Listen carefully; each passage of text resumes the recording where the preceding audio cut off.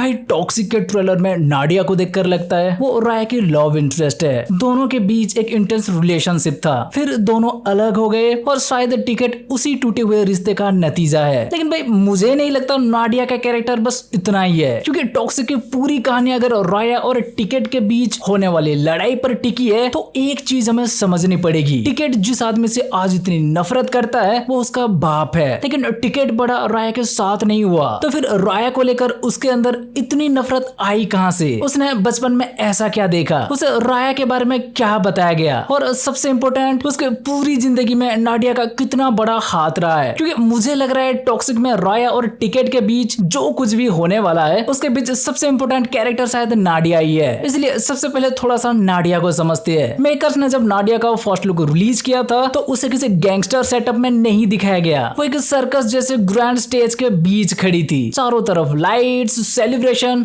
और स्पेक्टेकल था, लेकिन उसके चेहरे पर खुशी नहीं थी। उसके एक्सप्रेशन में सैडनेस और पेन साफ दिखाई दे रहा था। और मुझे ये पोस्टर अब ट्रेलर देखने के बाद और इंटरेस्टिंग लग रहा है, क्योंकि नाडिया की पूरी जिंदगी शायद इसी कॉन्ट्रास्ट पर बनी है। बाहर से खूबसूरत, बाहर से ग्लैमरस, एक ऐसी दुनिया जहां लोग उसे देखकर एंटरटेन होते हैं, लेकिन अंदर कुछ और ही चल रहा है। और ये सिर्फ हमारा अंदाजा भी नहीं है। कियारा अडवाणी ने नाडिया के कैरेक्टर के बारे में कहा है कि इस रोल में उन्हें कभी स्ट्रॉन्ग, कभी कमजोर, कभी पागलपन भरी, तो कभी बिल्कुल शांत और दूर रहने वाली लड़की बनकर दिखना पड़ा। उन्होंने इसे बहुत लेयर्ड कैरेक्टर बताया है। मतलब मेकर्स खुद हमें पहले से हिंट दे चुके हैं कि नाडिया ऐसी कैरेक्टर नहीं है जिसे एक वर्ड में डिफाइन कर दिया जाए। वो सिर्फ लवर नहीं है, सिर्फ माँ नहीं है, और शायद सिर्फ विक्टिम भी नहीं है। अब ट्रेलर के सारे सीन्स को रैंडम ऑर्डर से निकालकर जोड़ने की कोशिश करती है। मेरे हिसाब से नाडिया की कहानी की शुरुआत उसके सर्कस या परफॉर्मेंस वाले वर्ल्ड से होगी। राया उस दुनिया में आता है और वहीं दोनों एक दूसरे के करीब आते हैं। तब भाई शो में भी मेकर्स ने राया और नाडिया की रिलेशनशिप को ही सेंटर में रखा है। खूबसूरत जगहों, पार्टीज और बढ़ती नजदीकियों के बीच दोनों के रिश्ते का एक अलग फेस दिखाई जाता है, जहाँ राया के वाइल्ड वर्ल्ड के बाहर नाडिया उसके लिए एक अलग तरह की जगह बनती हुई लगती है। और तबाही के प्रमोशनल पोस्टर पर एक बहुत इंटरेस्टिंग लाइन भी इस्तेमाल हुई थी, a toxic world a safe embrace, यानी टॉक्सिक दुनिया के बीच एक सेफ एम्ब्रेस। ये लाइन बहुत कुछ कहती है, क्योंकि शायद शुरुआत में नाडिया वही इंसान थी जिसके पास आकर राया अपने गैंगस्टर वाले वर्जन से बाहर निकल सकता था। बाहर वो लोगों को मार रहा है, पावर हासिल कर रहा है, पूरे शहर पर कंट्रोल चाहता है, लेकिन नाडिया के पास शायद उसे वो जिंदगी मिल रही है जो इन सब चीजों से अलग थी। और यही टॉक्सिक के subtitle of fairy tale for grown ups का मतलब नाडिया और राया की रिलेशनशिप से जुड़ सकता है। दोनों को लगा होगा कि इस टॉक्सिक दुनिया के अंदर भी इनका अपना एक छोटा सा फेरी टेल बन सकता है, लेकिन ग्रोन अप्स के फेरी टेल में प्रॉब्लम्स ये है, यहाँ हैप्पीली एवर आफ्टर गारंटीड नहीं होता, क्योंकि ट्रेलर में हमें उसी रिलेशनशिप का दूसरा वर्जन भी दिखाई देता है। एक नाडिया जो राया के साथ खुश नहीं है, एक नाडिया जिसे उसे मिलने तक नहीं दिया जा रहा, या राया खुद उसे मिलना नहीं चाहता। ट्रेलर में नाडिया साहब कहती है वो मुझे देखना भी नहीं चाहते। अब सवाल ये है कि ऐसा क्या हुआ? तबाही वाले राया और नाडिया को देखकर ऐसा नहीं लगता कि ये कोई सिंपल रिलेशनशिप था, तो फिर चीजें इतनी खराब कैसे हो गई कि राया नाडिया का चेहरा देखना तक नहीं चाहता? और इसी बीच आता है टिकट। यही से नाडिया का कैरेक्टर मेरे लिए सबसे इंटरेस्टिंग हो जाता है, क्योंकि ट्रेलर को जोड़कर जो सबसे स्ट्रॉन्ग पॉसिबिलिटी निकलती है उसमें टिकट राया और नाडिया के रिश्ते से पैदा हुआ बच्चा है। यानी नाडिया सिर्फ राया की पास्ट लव नहीं है, वो उस इंसान की माँ है जो आगे जाकर राया का सबसे बड़ा एनिमी बनने वाला है। और जरा इस सिचुएशन को नाडिया की नजर से देखो। उसने एक आदमी से प्यार किया, उस आदमी की दुनिया पहले से वायलेंस, क्राइम और पावर से भरी हुई थी। शायद शुरुआत में नाडिया को लगा होगा कि वो राया के अंदर मौजूद दूसरे इंसान तक पहुंच सकती है, लेकिन धीरे धीरे राया उसी दुनिया में और गहराई तक जाता गया और किसी पॉइंट पर नाडिया और टिकट पीछे छूट गए। अब हमें ये नहीं पता कि राया ने उन्हें खुद छोड़ा, सर्कमस्टांसेस ने अलग किया, नाडिया चली गई, या कोई तीसरा इंसान इनके बीच आया, लेकिन रिजल्ट हमारे सामने है। प्रेजेंट में राया और नाडिया साथ नहीं है और उनका बेटा अपने ही बाप के खिलाफ खड़ा है। तो यहाँ एक इम्पोर्टेंट सवाल आता है, नाडिया एक्चुअली चाहती क्या है? और मेरे हिसाब से इस सवाल का सबसे सिंपल जवाब रिवेंज नहीं है। शुरुआत में नाडिया शायद सिर्फ राया चाहती थी, ना उसका एम्पायर, ना उसका पैसा, ना उसका पूरा शहर, बस और राया। लेकिन अगर वही आदमी बार बार पावर को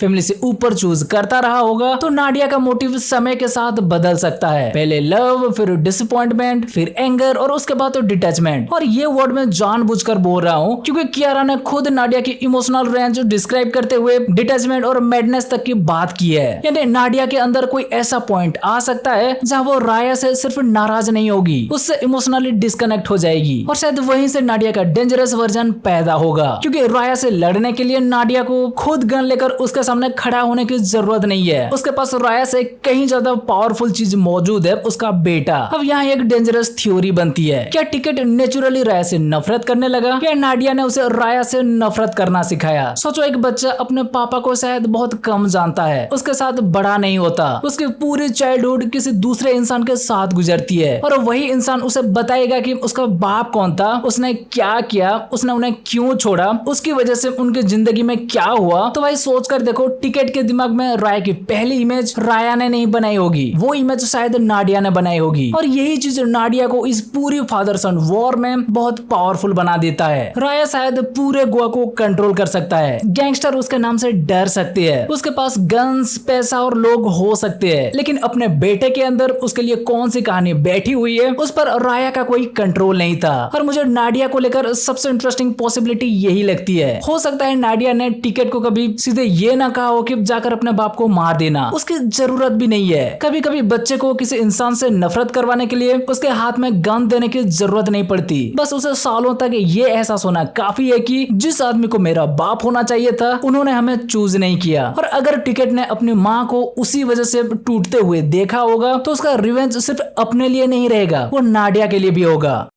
लेकिन यहाँ नाडिया को विलन बना देना भी शायद बहुत जल्दी होगा, क्योंकि दूसरी पॉसिबिलिटी बिल्कुल उल्टी है। हो सकता है नाडिया पूरी जिंदगी टिकट को राया से दूर रखने की कोशिश कर रही हो, वो जानता हो कि राया की दुनिया कैसी है, वो नहीं चाहती हो कि उसका बेटा उसे वायलेंस में जाए, लेकिन टिकट बड़ा होते होते खुद उस दुनिया में चला जाता है। और फिर टॉक्सिक की ट्रेजेडी ये नहीं होगी कि नाडिया ने बेटे को बाप के खिलाफ कर दिया, ट्रेजेडी ये होगी कि नाडिया दोनों को एक दूसरे से बचाना चाहती थी, लेकिन आखिर में दोनों उसी वायलेंस का हिस्सा बन गए जिससे वो भागना चाहती थी। और मुझे ये पॉसिबिलिटी इसलिए भी स्ट्रॉन्ग लगती है क्योंकि नाडिया को मेकर्स ने सिर्फ एंग्री या मैनिपुलेटिव कैरेक्टर की तरह प्रेजेंट नहीं किया है, उसके पोस्टर में पेन है, उसके कैरेक्टर में एक कमजोर और सेंसिटिव साइड भी है, लेकिन उसी के साथ मैडनेस और डिटैचमेंट भी है। मतलब नाडिया के अंदर लव भी है और टूटने की कैपेसिटी भी। और तीसरी और शायद सबसे डार्क थ्योरी, क्या हो अगर टिकट की राय से नफरत की असली वजह नाडिया की डेथ हो? ट्रेलर में टिकट के चाइल्डहुड वाले सीन में जिस तरह का ट्रॉमा दिखाई देता है उससे इतना तो लगता है कि उसके पास्ट में कोई बड़ा इंसिडेंट हुआ है। और अगर राय की गैंगस्टर लाइफ की वजह से नाडिया मारी जाती है तो राय ने उसे खुद ना मारा हो तो भी टिकट के लिए क्या ही फर्क पड़ेगा, उसके लिए रिस्पॉन्सिबल राया ही रहेगा, क्योंकि राया ने वो दुनिया चूज की, राया ने वो एनिमीज बनाए, राया ने फैमिली को उस डेंजर के अंदर रखा। और अगर टिकट के सामने उसकी माँ के साथ कुछ हुआ होगा तो फिर बड़े होकर राय को डिस्ट्रॉय करने के लिए उसे किसी और मोटिवेशन की जरूरत ही नहीं पड़ेगी। लेकिन यहाँ एक और ट्विस्ट पॉसिबल है, क्या हो अगर नाडिया की डेथ के लिए राया एक्चुअली रिस्पॉन्सिबल ही ना हो, किसी ने नाडिया को मारा,